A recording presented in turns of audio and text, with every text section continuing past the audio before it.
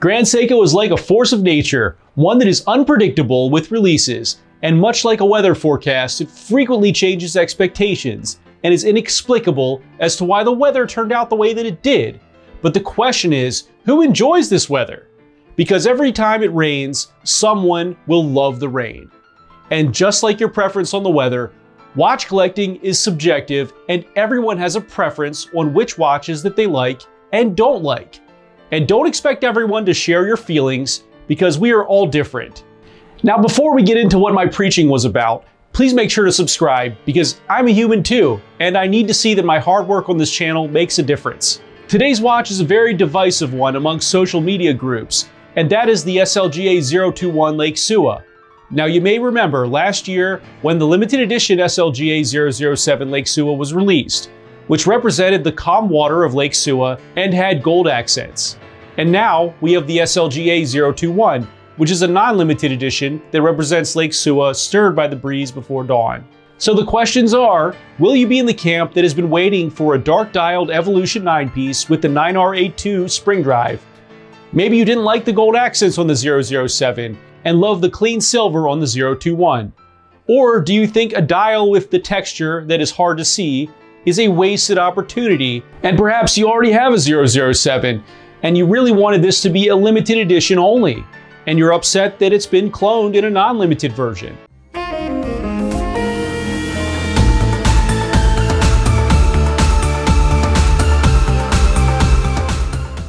What's up everyone, it's Chris with the Little Treasury Channel. Welcome back. This is where we bring you original and in-depth watch content at least once per week. If you haven't already, please make sure to hit the subscribe button and hit the notification bell to be alerted as soon as we upload. I'm from Little Treasury Jewelers, which is located in Gambrills, Maryland. And it's where you go when you're in the know. As always, the watches that I review are for sale and can be purchased, so please see the description below to contact us. If you're just joining us now, I'll go over the watch's detailed measurements and features, and then I'll offer my personal opinion at the end. In our last video, I reviewed the Grand Seiko SBGH 311, which is a smaller offering at 37mm and has a high beat caliber inside it.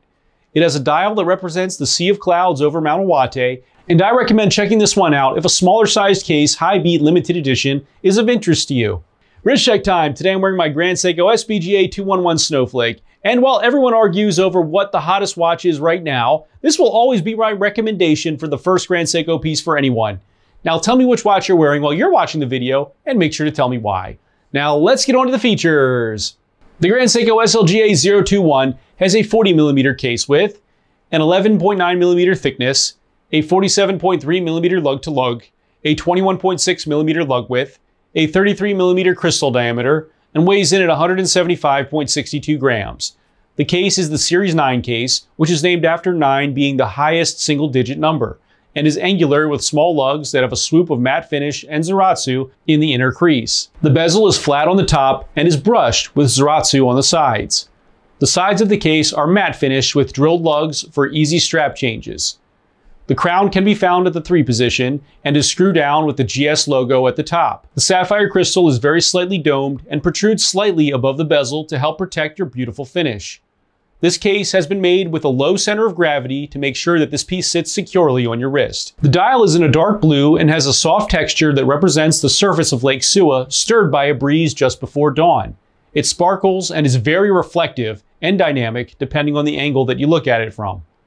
The markers are part of the Series 9 style, which are broad and easy to read, in Grand Seiko's perfectly high polish, and a white minute grade can be found above them. Grand Seiko and the GS logo can be found in white at the top middle portion. The hour and minute hands are Dauphine style, and the hour hand has a chopped off tip with an indentation down the center. The second hand is in silver tone.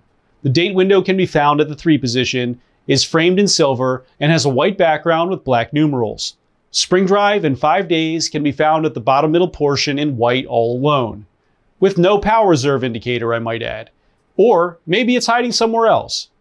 No lume can be found on this piece, however, the markers will pick up light until it's very dark. The case back is open, and it looks like we found that missing power reserve indicator. It is powered by the upgraded 9R82 caliber, which is Grand Seiko's upgraded spring drive movement. It now has an accuracy of 10 seconds per month and a power reserve of 5 days. It has 38 joules, dual-sized barrels, and an offset magic lever to make it thinner. The movement achieves the extra accuracy by using a sophisticated thermocompensator that checks and adjusts for changes in temperature 540 times per day. If you aren't familiar with a spring drive, it is basically a spring-powered movement that is regulated by a quartz crystal that uses an electromagnetic braking system.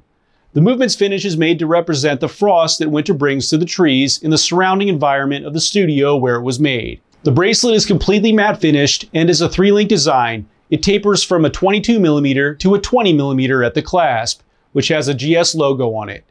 The buckle is folding pusher style and does not have a micro adjust. The Grand Seiko SLGA 021 Lake Sua is part of the standard collection. It is 100-meter water resistant and can be yours for $9,100.